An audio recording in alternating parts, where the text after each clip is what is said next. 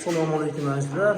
Mana bu xolasa bu obyektimiz Rishton tumanida joylashgan obyektimizda tiyaga ishlarimiz davom etyapti.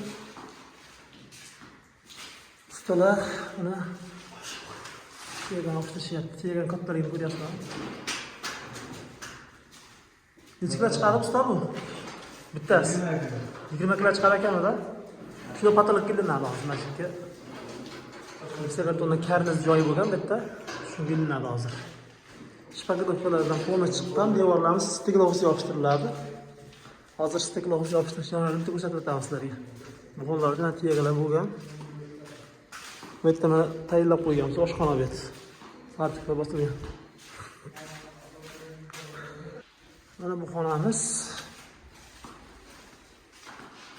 Patologlarimizga karnizlar yopishtirib bo'lindi. Bu tomonga mana stiklovsiz yopishtiriladi. Stiklovsiz ham yopishtiriladi. Faqat qana bo'lyapti ishlar. Zo'rmi?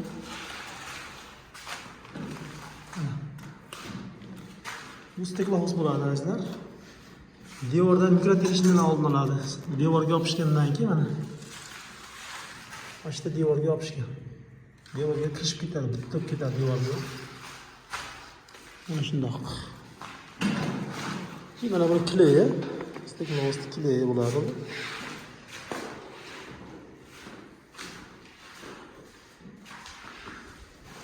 Shunday yopishtirib davom etamiz. Bu ixtiro.